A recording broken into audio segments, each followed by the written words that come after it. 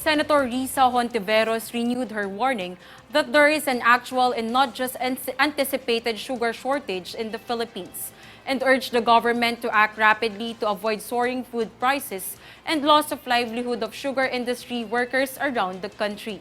During her interpellation of the Senate Blue Ribbon Committee report on the sugar importation fiasco, Hontiveros presented more documents proving that contrary to claims that the sugar shortage is artificial, public documents show that government officials were already flagging the limited supply of refined sugar and the inability of current stocks to meet domestic demand as early as April this year.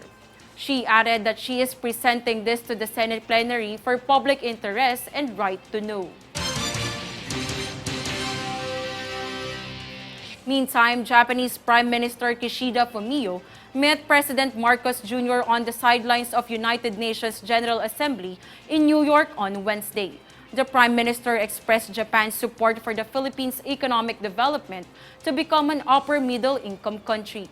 According to Japanese spokesperson, Kishida wants to strengthen cooperation with the country in priority areas such as agriculture, energy, health, and infrastructure.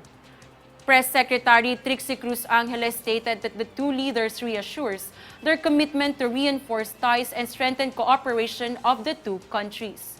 President Marcos noted during the meeting that the Philippines and Japan have fostered one of the closest partnerships in the region 66 years since the normalization of the bilateral ties.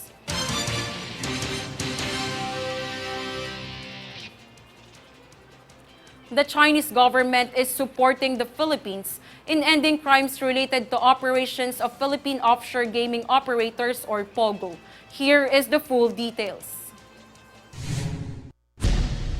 The Chinese government is supporting the Philippines in its crackdown on crimes related to operations of Philippine offshore gaming operators or POGO, as it said that gambling, whether online or overseas, committed by Chinese citizens is illegal. Chinese ambassador to the Philippines Wang Shilian said that the Chinese government is willing to step up its law enforcement cooperation with the country in order not to hurt the interests of the Philippines, but also to protect the safety and legitimate rights and interests of Chinese citizens in the country. The commitment was made following Wang's meeting with Justice Secretary Jesus Crispin Remulla.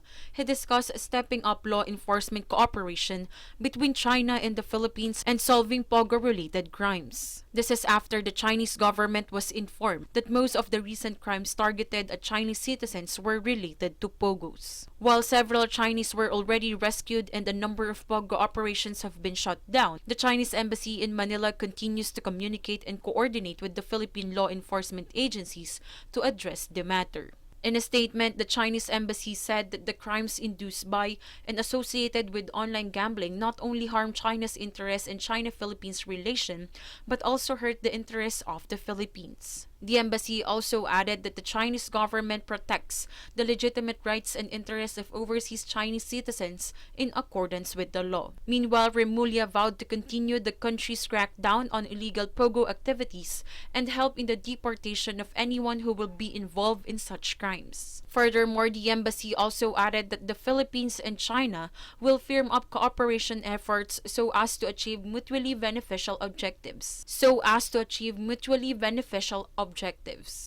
For Golden Nation Network, this is Natalie Danganan. As the world observed the United Nations International Day of Peace on Wednesday, Vice President and Secretary of Education Sara Duterte urged people not to allow hatred overpower unity. Duterte said it is the world's moral obligations to end the threats to basic cultural rights.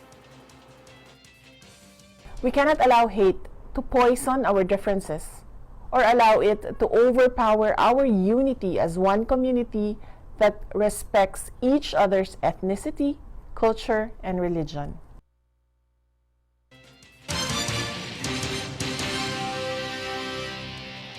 John Rex Laudianco, spokesman for the COMELEC, indicated that because there will be an increase in the number of registered voters, the voter registration period will be extended as a result of the postponement of the polls. Additional funds are needed should the Barangay and Sangguniang Kabataan or SK elections be postponed for a year. Meanwhile, the Comelec expressed confidence that they are ready to hold the barangay and SK election this year should the postponement not push through. On its final round of distribution on Saturday, September 24, the Department of Social Welfare and Development, or DSWD, may still distribute cash aid to about 100,000 students. The DSWD said it was considering a one-time extension of the assistance program, but that would only depend on the availability of funds. On to a different story.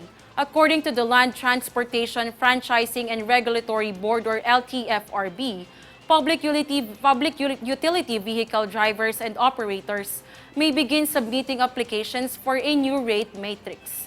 The LTFRB emphasized that the new fare will take effect on October 3, 2022. Meanwhile, the LTFRB urged the commuters to inform the agency against drivers who are already implementing the fare increase via hotline LTFRB 24/7 hotline 1342.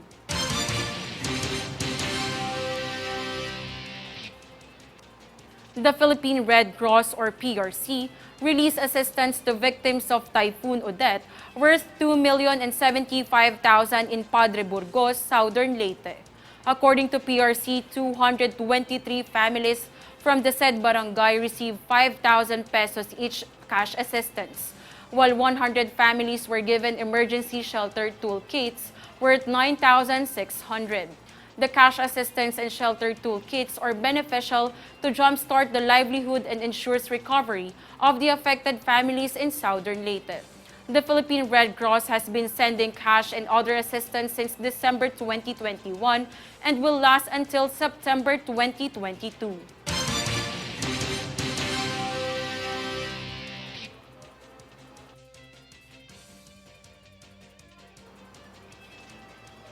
Up next on News Force. Valenzuela LGU confirms 148% rise in dengue cases. Metro Pacific Tollways Corporation expands services, launches app to improve travel experience. Davao releases guidelines on mask wearing in outdoor settings. Stay tuned for more stories and reports when News Force returns.